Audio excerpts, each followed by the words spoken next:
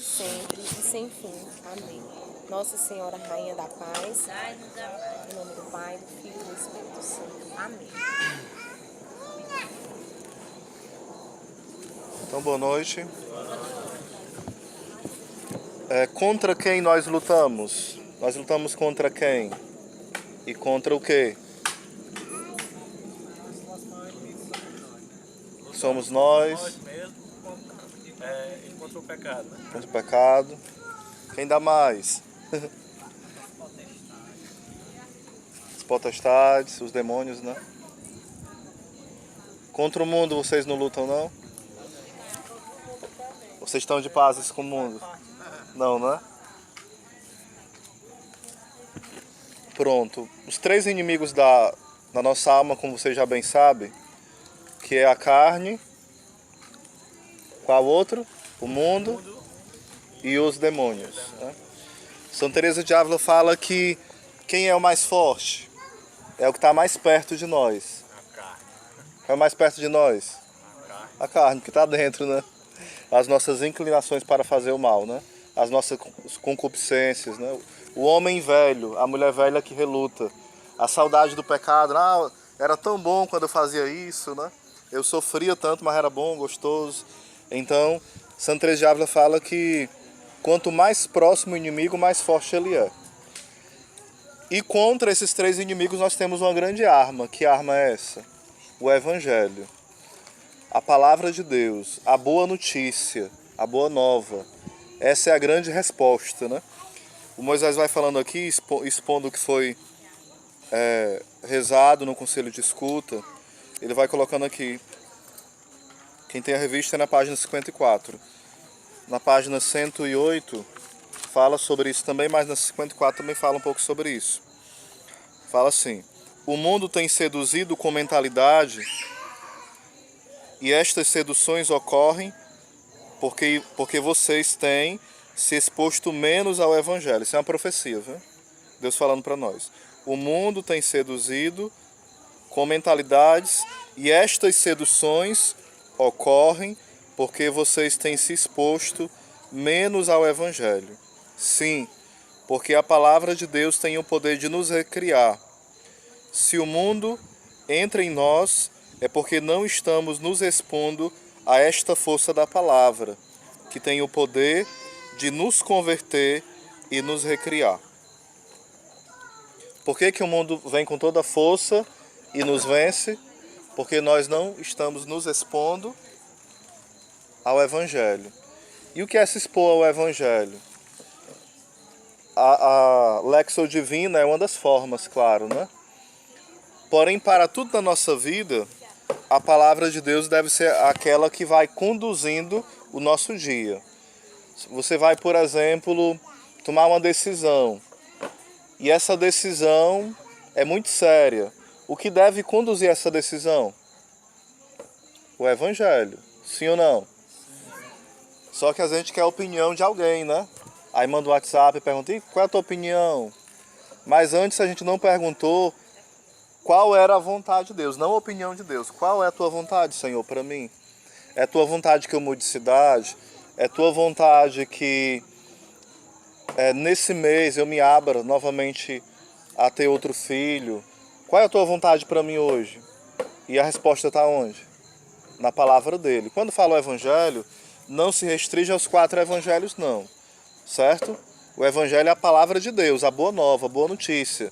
É tanto que quando Jesus fala assim: ide pelo mundo inteiro e pregai o Evangelho a toda criatura. Quem crê e foi batizado será salvo. Qual era o Evangelho que estava escrito quando Jesus falou isso? Nenhum. Então, quando ele fala o Evangelho, é a palavra inteira, é a palavra toda. Então, os Evangelhos primeiro foram passados de forma oral, boca a boca, só depois que foi escrito. Então, essa história dos protestantes só a Bíblia é conversa fiada, viu? Porque antes da Bíblia existia a tradição oral, ia passando de pai para filho, de geração para geração, de comunidade para comunidade.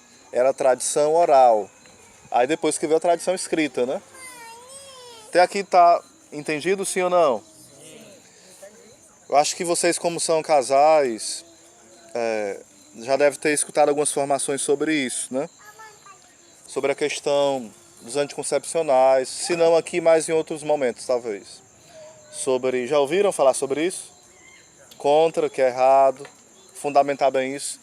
Vez ou outra, quando eu falo isso numa celebração, na pregação, como o tema não é só esse, aí sempre tem aqueles gaiatos que fica comentando lá no banco, né? Que depois alguém que sem discernimento vem me contar, não era para contar. Vem contar, olha, fulano tá falando assim, tu fala em anticoncepcional, em preservativo, que não pode. E as pessoas estão perguntando se todo ano vai ter um filho. Mas não me perguntam, graças a Deus, né? E o que acontece? Aonde é que está a resposta? No Evangelho. Na palavra de Deus. Osés, lá está escrito, não pode usar anticoncepcional? Não. Não está escrito isso. Está escrito que nós devemos ser abertos à vida. Que Deus é a vida. Ele fala o que, João 14,6? Eu sou o caminho, a verdade e a morte, é isso? A vida. Mas também fala, né, do coito interrompido, né? Fala sim, lá no Antigo Testamento. Né?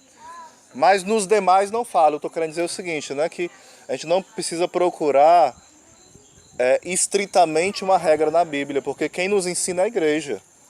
E é a igreja que nos dá a Bíblia, a palavra de Deus, né? A gente tem que crer na igreja. Como fala Santo Agostinho, eu não acreditaria nos evangelhos se assim não me mandasse a Santa Igreja. Osés, então, Santo Agostinho, ele não amava a Bíblia, pelo contrário, ele amava. Mas ele amava a Bíblia que está unida à igreja, não a Bíblia isolada, vocês estão entendendo? Porque a nossa tendência, se a gente se isolar com a Escritura, é ficar louco, ou orgulhoso, fundar uma seita, mas não se santificar. Como é que eu devo educar meus filhos? Onde é que está a resposta? No Evangelho. É interessante que aqui, quando Moisés vai colocando, explanando, porque que o Evangelho é uma resposta para nós hoje. Porque em nós hoje tem prevalecido muito o mundanismo. Ele toca nesse ponto aqui. O que é o mundanismo? Eu estou na igreja, mas eu vivo como um pagão. Eu estou no grupo de oração, mas eu rezo quando dá tempo eu rezar. E às vezes nós nos atrevemos a dizer, não, mas não deu tempo eu rezar. Não diga não. Porque tempo nós temos, irmãos. A questão, o que falta em nós, em mim, em cada um de nós é o quê? Um amor maior. Não é um tempo maior. Se Deus nos desse um dia com 48 horas, a desculpa seria a mesma. Vale, é tão pequeno o dia de 48 horas. Porque nós iríamos encher com outras coisas. A questão é que a primazia não é de Deus ainda. Deus ainda não é o primeiro. Então, o que é se expor ao Evangelho? É se expor à graça. É o que vai falando aqui, ó. Se nos expusermos ao Evangelho, as nossas consciências serão recriadas. Assim também a vida na graça. A vida no Espírito será revigorada. O grupo de oração está travando os carismas. O que falta? Se expor ao Evangelho. Falta rezar com a palavra. Falta se apaixonar pela palavra. Deixar que ela se encarne em nós, né? E é interessante falar assim, as nossas consciências serão recriadas. Porque muitas vezes a nossa consciência ela está, uma expressão que eu uso, embotada. Ou então, uma palavra mais simples. Ela está acostumada com o pecado. Então, tipo assim, alguém fala assim, mas eu cometo tal coisa e eu nem sinto mais culpa. Eu cometo tal atitude, mas a minha consciência não acusa. Por quê? Ela está uma consciência já relaxada com o pecado. Você está se expondo tanto ao pecado que com o tempo a gente nem sente mais dor na consciência de pecar. Vocês estão entendendo?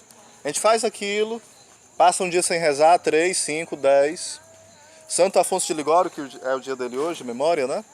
Ele fala o seguinte, não pense que não incorre em pecado mortal quem passa mais de um mês sem rezar.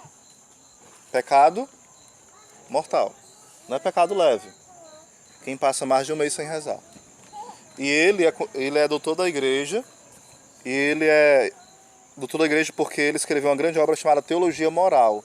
Ou seja, ele sabe ensinar quais são os atos que são pecados ou não. Ensinar como ninguém, né? Como um grande mestre. Ele é o mestre da teologia moral. Então, se ele fala que é um pecado mortal, é porque é, né? Ele é doutor da teologia moral. Vamos baixar só um pouquinho a nossa cabeça e, orando no Espírito, pedir que Deus retire de nós a preguiça de fazermos a nossa lexo divina, de rezarmos com a palavra, que Deus expulse toda a ação do inimigo que vai nos dando essa preguiça, essa paralisia de rezar.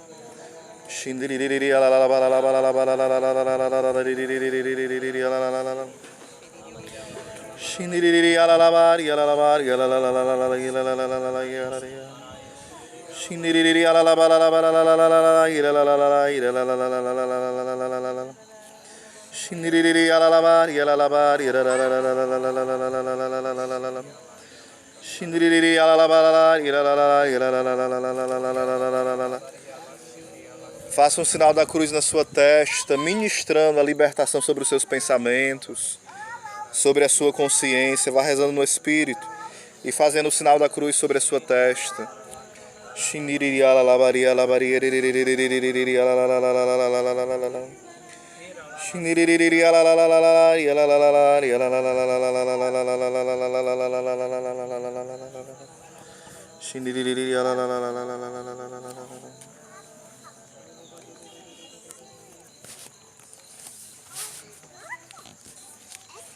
É um segundo ponto, Moisés ia comentando de uma visualização que era dada, né?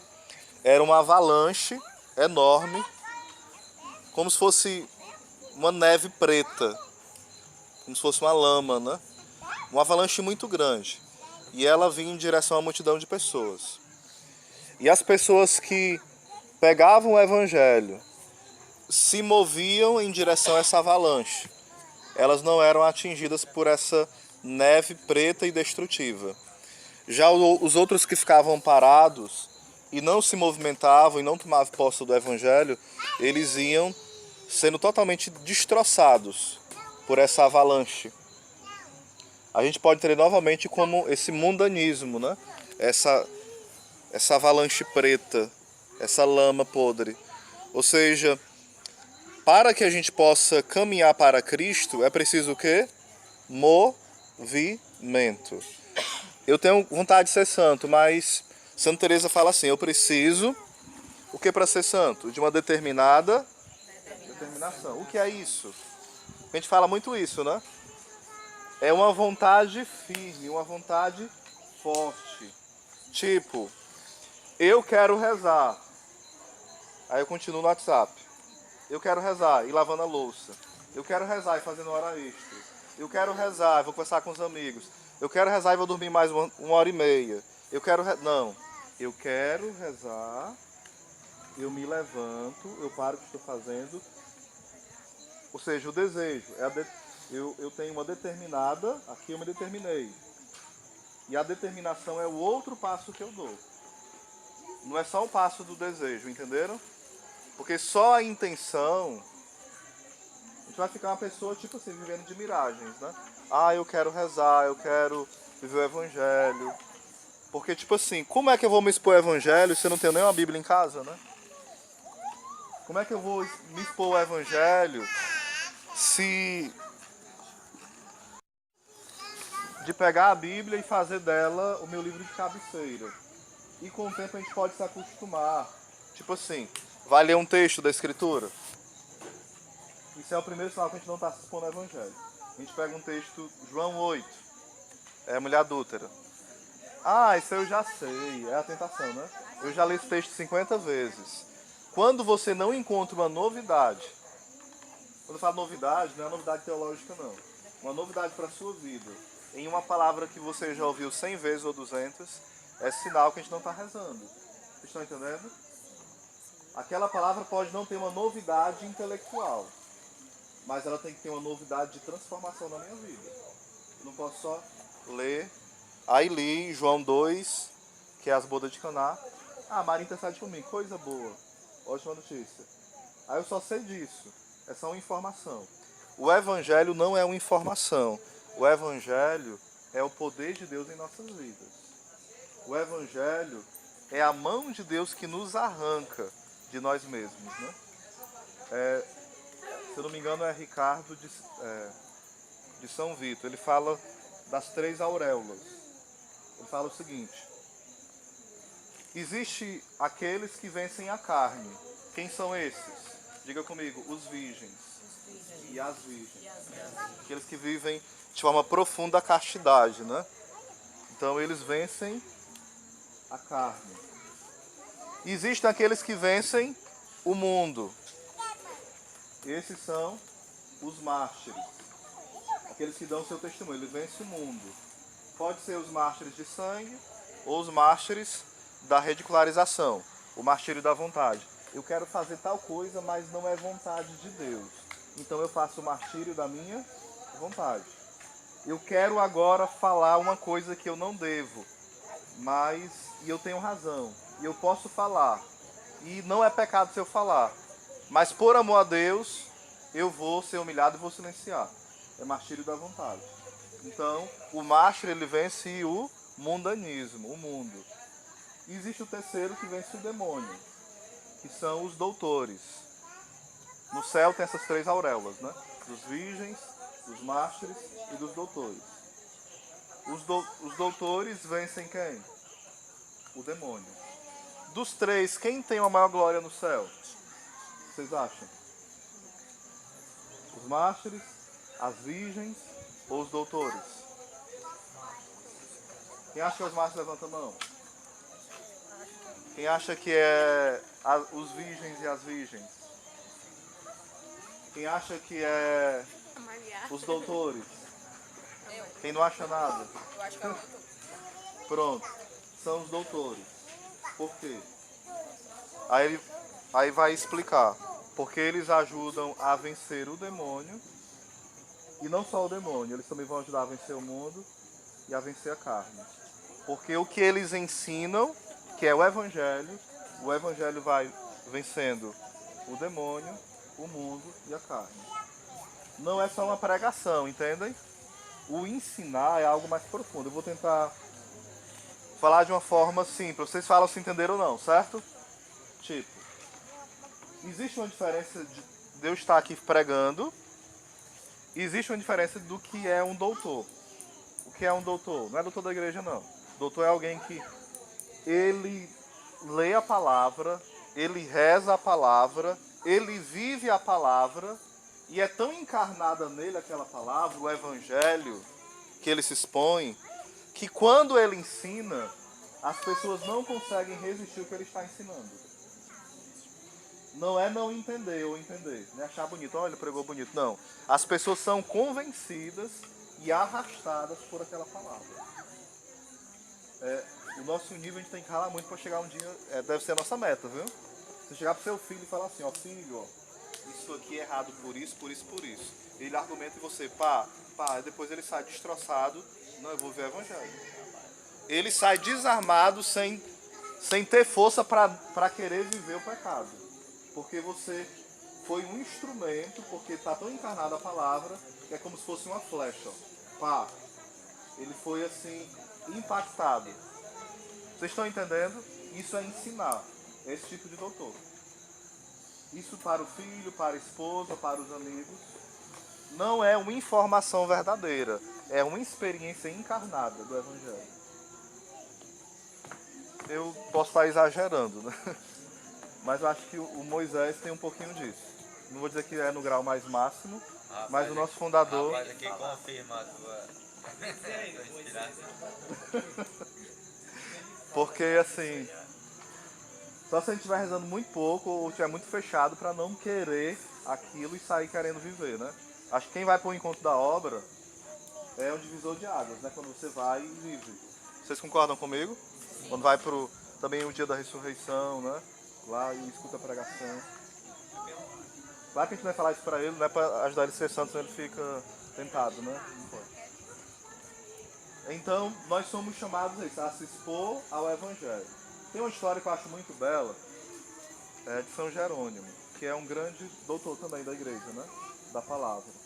E um dia ele teve uma visualização, uma experiência mística.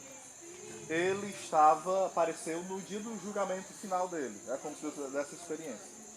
Aí o Senhor falava assim: Jerônimo, tu és cristão? Aí ele: sou. Ele: não, tu não és cristão. Tu és ciceriano. Porque tu lê as obras de Cícero, mas tu não lê o Evangelho. Não lê minha palavra. Aí nessa hora, São Jerônimo levou muito de chicotada.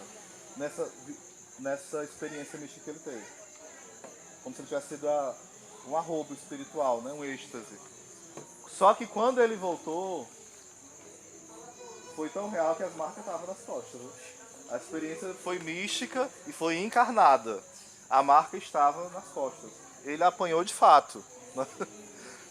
Depois disso, ele foi um grande mestre da palavra, né? Mas ali foi uma falta de misericórdia de Deus? Não, foi um profundo ato de misericórdia. O que quer dizer isso para nós? O que São Jerônimo lia? Os livros de Cícero, que estavam no auge. Eram as maiores obras que eram da época. Era como se fosse o best-seller. Mas quem lia só as pessoas top, entendeu? Hoje, o que nós estamos lendo? Às vezes a gente lê 10 livros do Padre Reginaldo, não é ruim, é bom, ajuda a entender a palavra. Mas a gente pode, durante o dia, ler tantos outros livros da faculdade, livros que a gente gosta, tem prazer, mas esquece o Evangelho. Santa Teresinha falava assim, ó: quando eu estou aflita, angustiada, eu vou para os livros espirituais. Mas quando eles não resolvem, eu vou para o coração da palavra, que são os evangelhos, e eles logo me consolam. Ou seja, o coração de tudo. Pode ser o melhor livro de um santo, mas nada se compara às sagradas escrituras. Nada.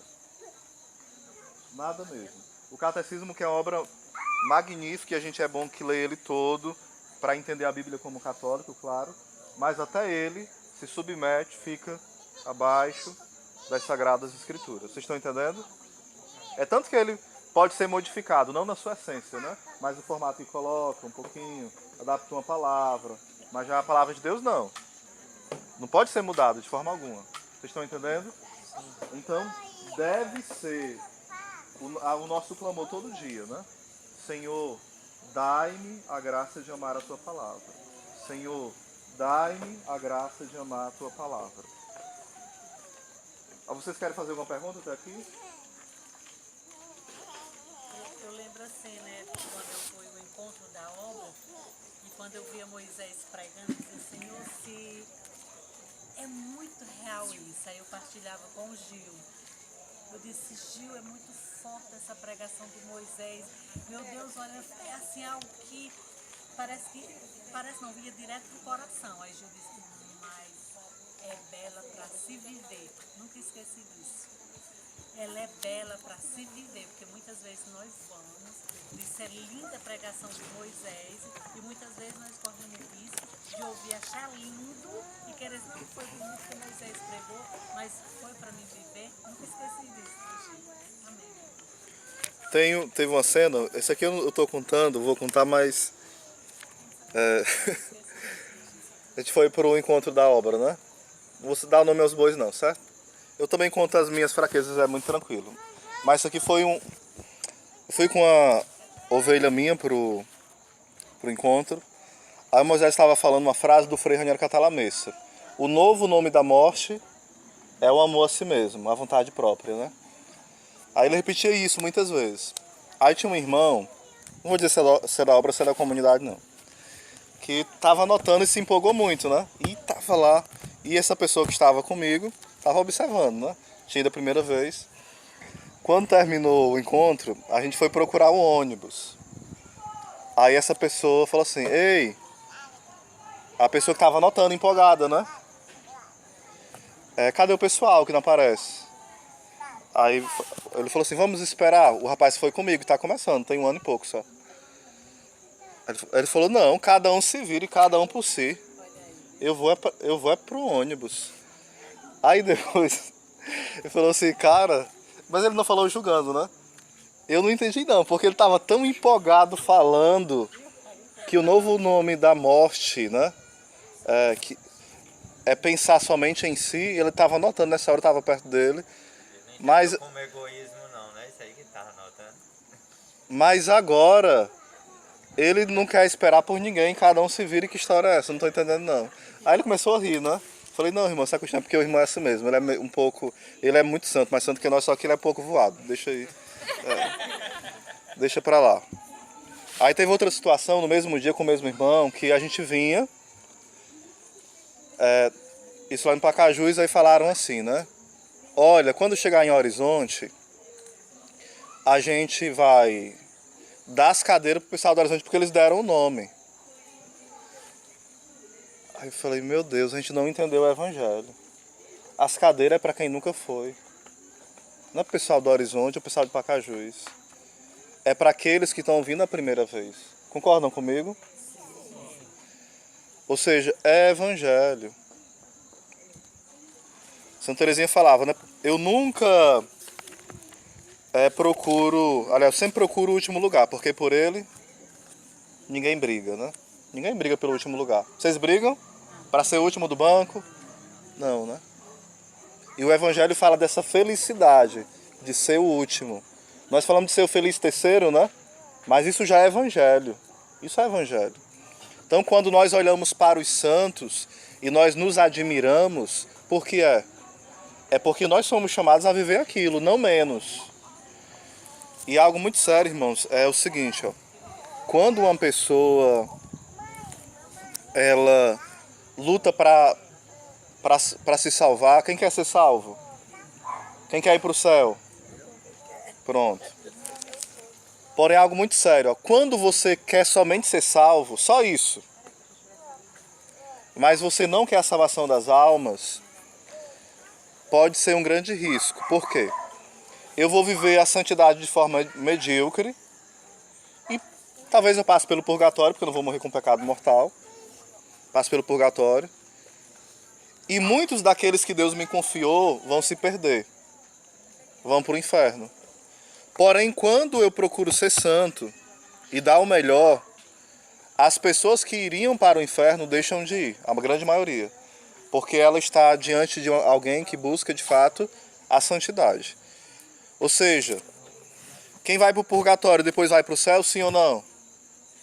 Vai. E quem vai direto para o céu já está no céu. Porém, há uma diferença. A pessoa que vai para o purgatório, sem dúvida, ela deixou de levar muitas pessoas para o céu. Às vezes até os familiares, né?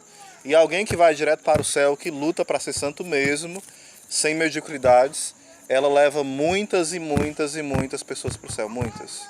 Pela graça de Deus. Então, ser medíocre, muitas vezes pode até não nos levar a ir para o inferno mesmo, mas pode levar muitas pessoas que nós amamos a perder o céu. Vocês entenderam? De licença aqui, viu? A vontade é de Sim, sim. vou trabalhar ainda hoje, viu? Eu te mando a pregação pelo WhatsApp, depois me dá o teu número, viu? Alguma pergunta, gente? Quem é você? Elias, João disse, não sou eu, não sou. Eles perguntaram, você é o profeta? Ele respondeu não. Então perguntaram, quem é você? Temos que levar uma resposta para aqueles que nos enviaram. Quem você diz que é? João declarou, eu sou uma voz gritando no deserto, apanem o caminho do Senhor, como disse o profeta Isaías. Para você ver que João, por mais que Deus tenha escolhido Isabel para ser o precursor, ele conhecia a palavra de Deus, isso estava encarnado na vida dele. Como você falou. Nós também somos chamados a isso, a encarnar de fato. Ele não poderia dar qualquer resposta para os fariseus e para os doutores. Ele deu a resposta exata. Sua voz que clama no deserto, apanhar do Senhor, como disse o profeta Isaías. Gente, qual é o lugar do nosso treino do evangelho, da palavra, né? Mas vai falando assim, o Senhor também deu outra imagem, a de arames farpados, prendendo os nossos missionários dentro de casa. Quem é missionário aqui? Nós somos missionários, sim ou não? Sim. Somos. Arames farpados que impedem os missionários de sair de si mesmo e das casas comunitárias para anunciar o evangelho. Nestas horas, as nossas casas, que devem ser refúgio e fogo de fraternidade, transformam-se em arapucas de morte. Arames farpados que nos impedem de sair para anunciar a força do Evangelho. E o Senhor disse numa palavra profética: eu quero imprimir em vossas vidas e em vossas relações comunitárias o meu Evangelho, o Evangelho vivido, que será proclamado. No fundo, nós nos refugiamos nas nossas casas, porque nelas nós não vivemos o Evangelho. Porque se o vivêssemos, o Evangelho nos poria numa força centrífuga e nos empurraria para fora. O Evangelho vivido deve ser proclamado. Quero imprimir em vossa carne o Evangelho. Quero imprimir em vossos relacionamentos comunitários o Evangelho. Assim, ele será anunciado. Ou seja, qual é a grande oficina de viver o Evangelho? Os nossos relacionamentos, né? Aqui no grupo de oração. Eu lembro até que vim pregar em um dos grupos aqui, tá com uns 3 meses. E eu perguntei aos irmãos, né? Quem aqui já sabe o nome um do outro?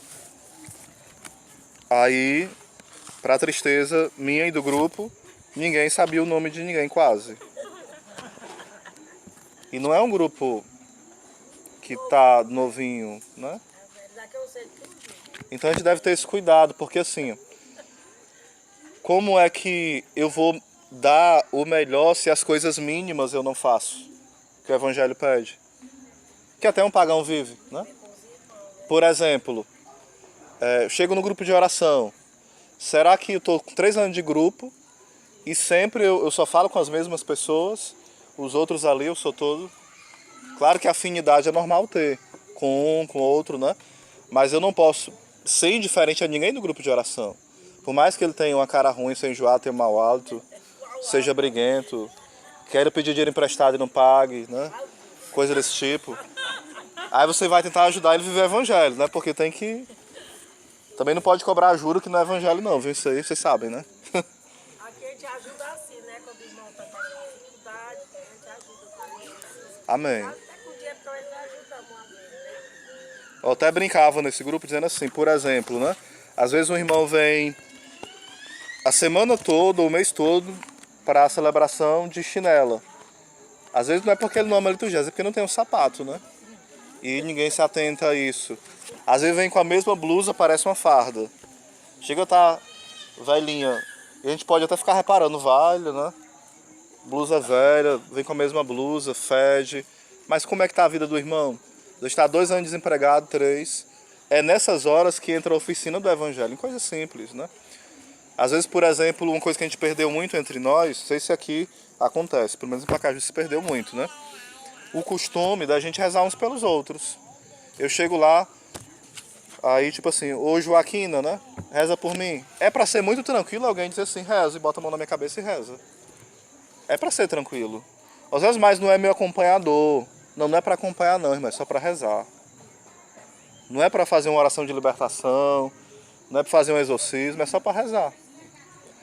E isso deve acontecer entre nós. Eu tô desanimado no grupo, querendo desistir, com raiva da pastora do grupo, do pastor do núcleo, com raiva de mim mesmo. Faço o quê? Tem que pedir ajuda dos irmãos, sim ou não? Por que que muitas vezes nós vamos embora do grupo? Porque a gente vai vivendo no estilo do mundo, vivendo as nossas dores sozinhos, não de forma comunitária.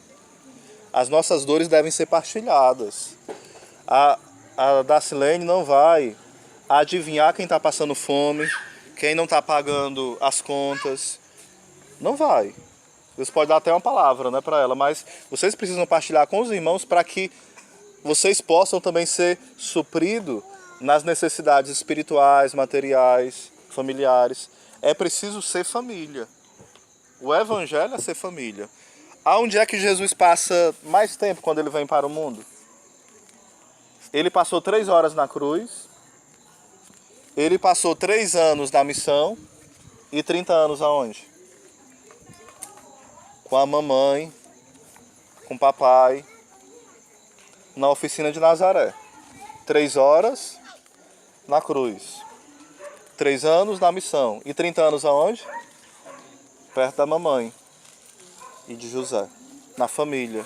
Ou seja, o lugar onde Jesus, que é a palavra, o verbo encarnado, vivia as coisas mais belas onde era? Na família. Alguém perguntou onde é que Jesus estava nesse tempo todo? Estava no melhor lugar do mundo. Aonde é? Na família. É o melhor lugar de viver o evangelho, é na família. A gente tem até que se perguntar, né? O Moisés fala aqui mais relacionada ao pessoal da comunidade de vida, quando ele fala das casas comunitárias também, né? Mas nós da aliança, da obra, tem que se perguntar. Eu gosto de estar no Shalom porque é ruim estar em casa? Ou eu gosto de estar no Shalom porque eu entendo que aqui também é minha família e se junta a outra família? Porque não pode ser aqui uma fuga, né? Ah, lá em casa é tão ruim quando eu chego em casa, né? Porque muitas vezes é de fato ruim, mas é o que nós bebemos aqui que vai para nossa casa. E às vezes é pesado viver, às vezes a gente tem que confrontar, eu não era na nossa casa. Tá a criancinha, por exemplo, tem um amigo meu, que ele é ministro da palavra, né? Um momento de Deus. Ele chegou lá em casa, falou assim, Oséias, tu vê quanto tempo falta, assim, mais ou menos? 35, tu vai até umas 8h45, 10 minutos. Aí ele falou assim, cara, eu levei minha filha, e ele prega sobre esse tema falsas doutrinas também às vezes, né? Eu levei minha filhinha pro curandeiro. Falei, tu tá brincando, né? Porque a gente é amigo já há um tempão, a gente conversa muito sobre essas coisas, vida dos santos, né, tal. A gente partilha muito, a gente é muito amigo mesmo. Aí ele, não, sério, cara. Eu falei, mas tá fazer eu chorar mesmo, né? Porque eu achei que era brincadeira dele, por isso que eu fui me pensando assim. Não, eu falei, quem vai chorar é eu. Eu levei minha filha pro curandeiro. Aí eu percebi que eu precisaria mudar a forma de eu falar, né? Não dizer que é certo, claro, mas também não poderia acabar com o irmão, né? Já estava mexido. Mas veem como é difícil. A gente falar é fácil, mas quando tem a situação da nossa família desse tipo, né? Por exemplo, a minha irmã tem alguns problemas de saúde que eu não posso adentrar muito aqui. E às vezes, outras pessoas que não são da família, mas são próximas, né? Quer que leve para a igreja evangélica, né? Quer que leve para outro canto. Claro que a gente se bate de frente, claro que não vai levar. Entende? E desde quando criança, que hoje ela tem 17 anos, né? Tinha os momentos de doença, nunca levava para curandeiro, eu batia de frente mesmo, né? E meus tios, para com isso, isso não existe não, isso é coisa do Shalom. Não é, é a palavra. Não é uma palavra legalista, é uma palavra de felicidade. Vocês estão entendendo? Porque às vezes parece assim, a palavra diz não pode, pode, não pode. Não, gente. O evangelho não é pode, não pode. O evangelho é a nossa felicidade, é a nossa paz. Não é para nos acusar, não é para nos tirar a liberdade, não é para nos tirar a vida. Pelo contrário. Quando nós vivemos, vocês já viram alguém arrependido porque vive o evangelho? Quem já viu? Alguém arrependido porque vive a palavra. Alguém já viu? Mas já viram alguém arrependido porque não obedeceram a palavra e quebraram a cara e se ferraram todo? Eu vejo direto nos aconselhamentos, nos acompanhamentos. A gente orienta a coisa. A palavra está dizendo isso, ó, meu filho. Às vezes é discernimento de namoro, não é para namorar, tá certo? Você é livre, mas Deus falou que não é, tu entendeu? Direitinho sim. Tá certo. Aí no outro dia o rapaz está namorando. Ok. 2 semanas quebrou a cara. Faço o quê? Acolho. Não vou matar, né? Continuo acompanhando. Mas a palavra foi bem clara. Não é de Deus, não é. E a pessoa teima porque ela quer ver o quê? Na carne. Gente, a carne não nos traz felicidade, é prazer. São Bernardo de Claraval fala assim, ó. O mundo não nos satisfaz. E se nos satisfaz, não nos satisfaz para sempre. Vamos repetir? O mundo não nos satisfaz.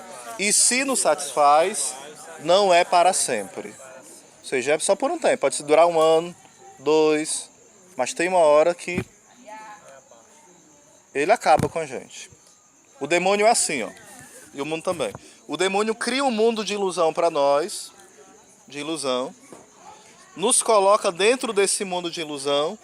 Depois ele joga uma dinamite e explode com a gente dentro. E a gente cai, né? Só que o evangelho como é? Apresenta a cruz. Está aqui a cruz, ó. E você fica com medo. Mas você reza, você se alimenta da palavra, comunga e diz, não, isso aqui vai ser minha vida. Você sangra, você chora, mas você vê que você é feliz, sim ou não? Nas lágrimas, no sofrimento. É algo misterioso. Misterioso mesmo. Santa Teresa de Ávila fala assim, ó. Quando você beija a cruz, a gente pode usar para o evangelho também, né?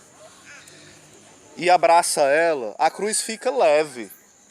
Ela não deixa de existir, ela fica leve. Porque você começa a encarar de forma nova. Mas quando você sai arrastando ela, ela pesa demais. O que muitas vezes nós fazemos com a nossa cruz? Nós saímos arrastando, né? Murmurando, reclamando. Ó, gente, olha a minha cruz, estão me vendo eu sofrer, estão vendo, ó. Vocês não estão vendo não eu sofrer. Aí vem com a cara de sofrimento pro grupo de oração, né? Ninguém olhou pra mim. Imagina, gente, por que a gente não se abre aos carismas no grupo de oração? Porque todo mundo quer receber, é ou não é? Geralmente a gente não vem pra dar. A gente fala assim, rapaz, eu tô sofrendo tanto, mas hoje eu vou me abrir. Para Deus dar tudo, mas eu quero dar tudo que Deus tem para dar para o outro através de mim. Imagina se a gente fizesse isso. Ó, tô endividado, tô triste, tô abatido, tô com início de depressão, briguei com o esposo, mas hoje eu vou dar o melhor para Deus. Então você vai estar aberto a receber tudo e a dar tudo. Os carismas vão fluir, vão ou não vão? Mas o que acontece entre nós? Tá esperando. Não vem nenhuma palavra, vai. Fica esperando. E todos estão esperando.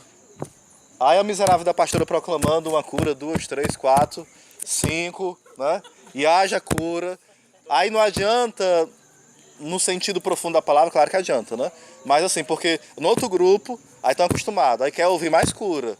E ninguém proclama. E quando proclama, é 1 ou 2. Mas o grupo tem 30. Os outros 2 engaiolaram o espírito ou então expulsaram ele? Não. Falta se abrir. Isso é evangelho. Abrir-se aos dons, isso é evangelho, porque isso é caridade para com o irmão. Às vezes é uma coisa bem simples. Uma vez Deus mostrou uma galinha numa celebração, estava celebrando no interior. Falei, isso aqui, meu Deus do céu. Mostraram, tem a história do peru, né? Que contaram. Que o rapaz teve visualização do peru, não sei se foi Moisés. Aí proclamou, um rapaz tem trauma do peru. Aí qual era o trauma? Ele tinha levado, quando criança, uma pisa do peru mesmo. E tinha medo de peru até aquele tempo. Um homenzão, casado, né? Foi curado. Pode parecer algo simples, mas para ele era algo grande. Aí nesse dia eu falei, Senhor, proclama ou não, né? Eu falei assim, o Senhor me mostra que em uma casa tem um casal que briga por causa de uma galinha. É humilhação mesmo. Aí depois a pessoa falou, lá em casa de fato tinha uma galinha doida. Não sei que galinha doida, galinha tem juízo desde quando, né? Eu sei que essa galinha subia na louça, lá na janela, e ficava passeando pela louça suja e quebrando as coisas, né? Aí o marido brigava porque ele queria matar a galinha, mas a mulher não queria matar a galinha porque era a galinha de estimação dela, né? Ou seja, e Deus foi dando uma orientação do que fazer com aquela briga. Ou seja, virou uma mágoa por conta de uma besteira. Eu lembro que o Eduardo de Assis proclamou uma vez que uma família estava brigando por causa de um saco de pipoca. Depois a pessoa deu testemunho de fato, que de fato houve uma briga por conta de uma pipoca com a família todinha. Era um momento de convivência, né, e tal. Ou seja, a gente briga por nada, porque falta viver o evangelho. Só que essa palavra não é para nos desesperar, é para nos causar um desejo. Senhor, eu quero viver a tua palavra, eu quero. Vocês sonham um dia ser esses doutores, sim ou não? Não é doutor da igreja não, é doutores das almas, né? Chegar perto do seu vizinho, ensinar, falar assim, ó filho, não é lugar de colocar o lixo aí. E ele ficar tão apaixonado por aquela palavra, puxa, não é. E ele não fica magoado, fica convencido, porque você encarnou tanto aquela palavra, que para ele vai ser uma alegria não mais colocar aquele lixo. Mas para isso é preciso o quê? Diga comigo, treino. Treino. Entrar na academia do Evangelho. Entrar na academia do Evangelho. Irmão, isso aí rasga. Nós sabemos que rasga, né? Todo dia rasga. Se a gente ficar só com a cicatriz, a gente não vai virar doutor, viu? Mas se a gente ficar todo rasgado, dos pés à cabeça, para viver o Evangelho, sem escolher partes, o que a gente começa a escolher? Não, essa parte do Evangelho eu vivo, mas essa aqui não tem nem perigo, né? Se a gente não, diga assim, eu não preciso, e eu não posso escolher as partes do Evangelho que eu quero viver. Eu quero tudo, sim. Lembro de Santa Teresinha, né? Ela falou assim, ó, quando eu era criança, meu pai colocava os brinquedos pra mim, de Natal às vezes, né? E dizia assim, escolha, Teresinha, o que você quer. E ela falava o quê? Eu quero tudo. E ela falava, também na vida com meu esposo, quando ele me oferece graças, eu falo, eu quero tudo. Então o Evangelho, eu quero o quê? Tudo. Vamos baixar nossa cabeça. Vamos ficar de pé um instante. Vamos orando no Espírito, pedindo a graça de querer tudo. Não é Evangelho pela metade. E esse tudo alcançará muitas almas. Em primeiro lugar, a nossa alma, dos nossos familiares. Coloca a mão sobre o seu irmão e peça por ele. A graça dele dá tudo. A graça dele está disponível a ser esse homem apaixonado pelo Evangelho, apaixonado pela cruz de Cristo, apaixonado pelo Cristo pobre, o Cristo obediente, o Cristo sábio.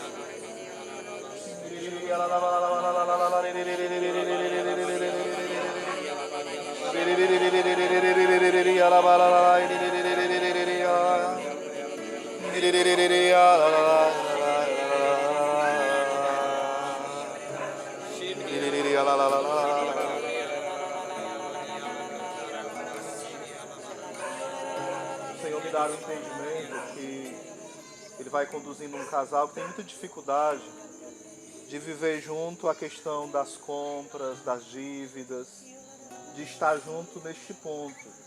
Vocês têm muita divergência e muitas brigas, porque cada um vai querendo ter razão, cada um vai querendo decidir sozinho acerca dos gastos, e vão sendo tentados a se isolar, cada um gastar o seu.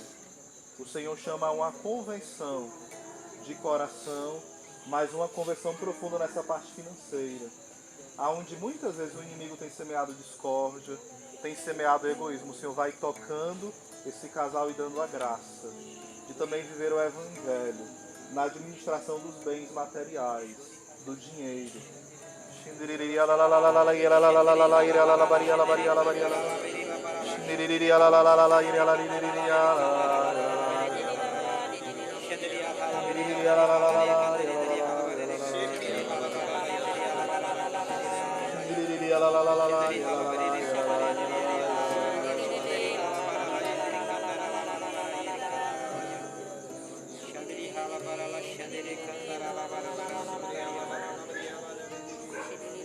Me faz novo, todo novo, renovado em Jesus. E me faz novo, todo novo, renovado em Jesus. Espírito Santo vem, Santo vem, Espírito Santo vem, Santo vem, Espírito de Deus. Erguendo nossos braços, cantemos, e me faz novo, me faz novo, todo novo, renovado em Jesus. E me faz novo, todo novo, renovado em Jesus. Espírito Santo vem, Santo vem, Espírito Santo vem, Santo vem, Espírito de Deus. Nossas palavras nos consagremos à Virgem Maria pedindo que ela nos ajude a viver o Evangelho, sem enfeites, sem ser pela metade, sem reservas. Sim, Mãe Santíssima, eu peço a tua intercessão neste dia, para que o Evangelho não encontre em nós resistência, mas encontre em nós o desejo, a docilidade de viver com ousadia, com parresia, com alegria. Que nos consagramos, Mãe Santíssima. Ave Maria, cheia de graça, o Senhor é convosco. Bendita sois vós entre as mulheres. Bendito é o fruto do vosso ventre, Jesus. Santa Maria.